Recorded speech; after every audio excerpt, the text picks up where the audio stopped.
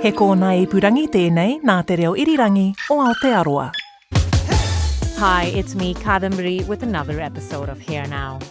With International Women's Day just been, we're looking back at some of the conversations I've had on this series with women from different parts of the world about, well, being a woman. The tropes, the challenges, the stereotypes, and the funny. So today, some highlights with some of these wonderful people who've talked to me in the past couple of years. Good evening, you beautiful people. Nice to see you. I'm Jess Karamjeet, and I'm having Botox tomorrow. Yeah. And on a completely separate, unrelated note, tight arse is a medical condition. Yeah. And not just what you call your boyfriend when he won't buy you dinner. Yeah, I'm going to sing you a song now, actually, about my tight arse. And I'm going to warn you, it's weird, so strap in. Running out of remedies, I've tried all the tricks. Turns out my immune system is just a bag of hey. My disability avoids outward detection, but I get full body stiffness and the world's sexiest erection. Now, if you're a straight man and you didn't laugh at that joke, that means you think you're prettier than me. Yeah. And actually, that's just misogyny in action, so I'm watching you. Auckland-based Jess was born in the UK to Indian and British parents and came to New Zealand about 4 years ago. A lot of what I've referred to in that show is to do with my upbringing, but something that really resonated the last few days was around tall poppy syndrome and the impact of that on an immigrant or someone that's, let alone on Kiwis themselves, who feel like they can't be ambitious and can't put their heads above the parapet. And so I feel like even over the 4 years, I'm still finding things that I want to talk about and joke about and that people relate to. How do I feel as this new stage of me? And I feel like I've always been a storyteller. I always want to be a storyteller. And that's what life is. It's observing things that happen that are interesting and finding the humour in them. Stand-up comedian and actor Jess Karamjeet speaking to me just before a comedy fest 2 years ago. Theatre maker Shawnanda Chatterjee and I spoke about being Indian and the eternal tropes. Yeah, I do think about stereotypes all the time, but I try to stay away from... My problem is caricature. Do you know what I mean? I don't think stereotypes are the problem, because stereotypes are genuinely there for a reason. They're a system of signs, essentially, to understand somebody. And those signs, when in the hands of the people, I think, that are responsible for them, can be hilarious and funny. And that's why I think, well, yeah, these are genuine signs and of our cultural things, like, you know, the overbearing mother, for instance, is such a trope. The overbearing mother is a trope across, like, now I'm realizing, like, all of Asia, right, at least, and Hispanic communities and Polynesian communities. So it's like quite a large trope, or like a broad, like, covers a broad range of people. But I think I don't really mind using them because they're mine to use. That's my toolkit. That's my arsenal. But I think when somebody from looking in tries to do that, it becomes caricature and it becomes clownesque. And you don't really get to the heart of it, because behind every stereotype, there are emotions. There is a human being.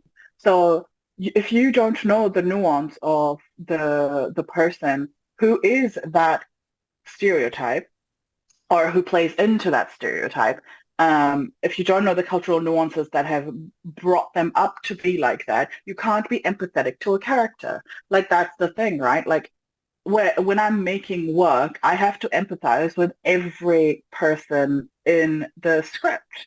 I think in my work, I lean into stereotypes all the time. And I think it's hilarious. Like, that's how we deal with trauma, by actually leaning more into it. And we have permission to do that because it is ours to mess with. But somebody looking in does not have permission to do that. And then there was Dr. Diana Albarran Gonzalez, educator and researcher, who talked to me about Mexico, design, culture, and perceptions. So what about women? What does Diana think about the cliche of the fiery Latina? And do Mexicanas get grouped in that stereotype as well? Well, as a Latin American woman, a Mexican, but Latin American woman, sometimes, I don't know if it's a stereotype as such, but it's like Latin American women being passionate or or even sometimes hypersexualized. And I can see that in, not directly to me, but in the groups that I am part of, a collective of women, Latin American women. Sadly, even some are targeted because of it. You know, like there's these Latin American clubs or Latin clubs for dancing. So people would, I heard like even some people will go and look specifically for Latin American women. And that's something that my friends have experienced definitely.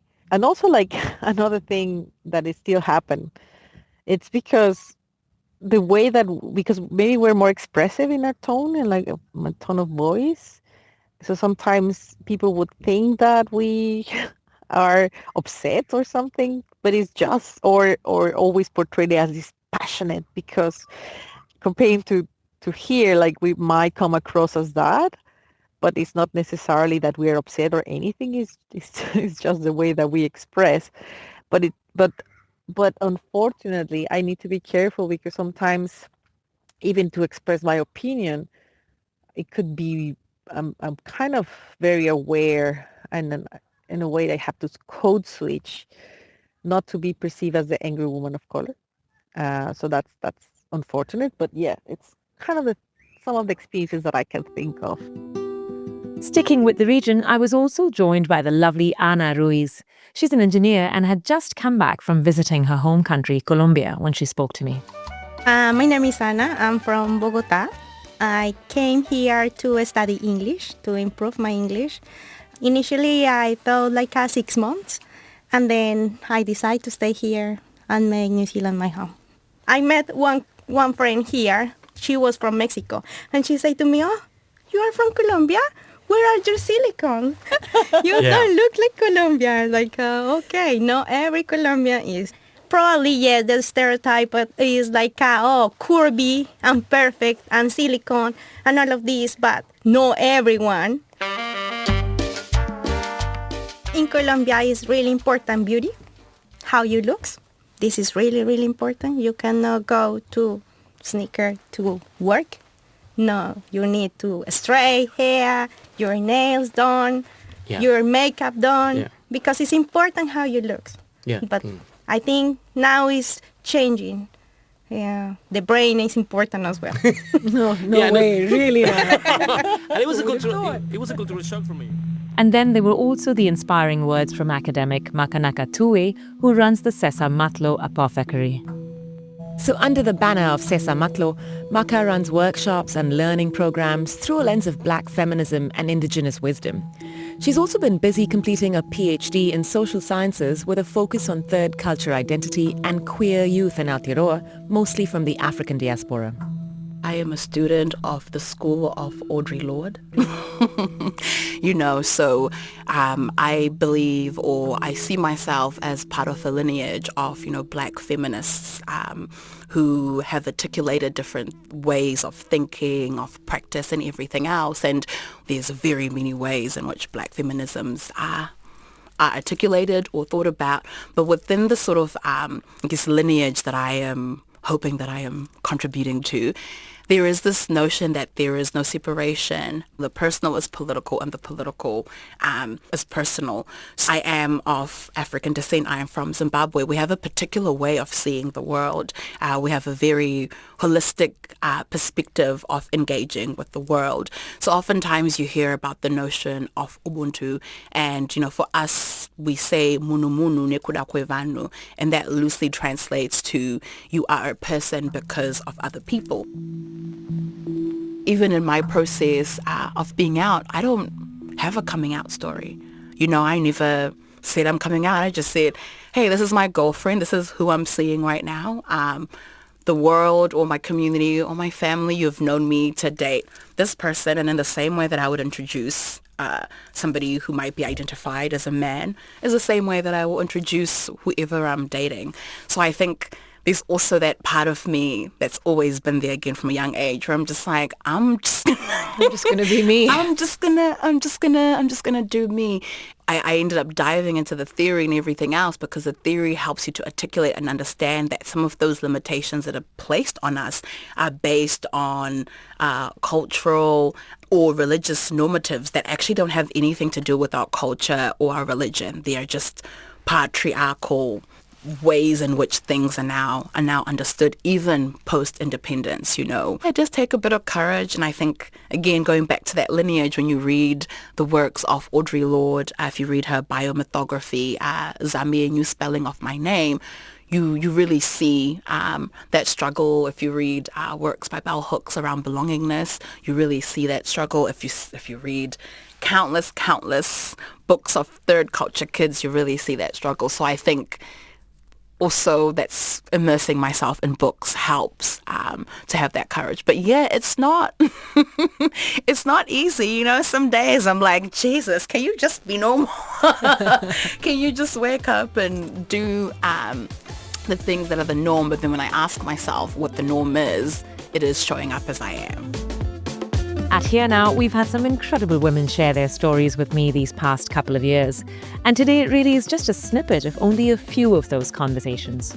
But you can check out all the full episodes on all your favourite podcast platforms, as well as on the RNZ website. I'll be back with a new episode next week featuring people from around the world who live here in New Zealand. Thanks for listening.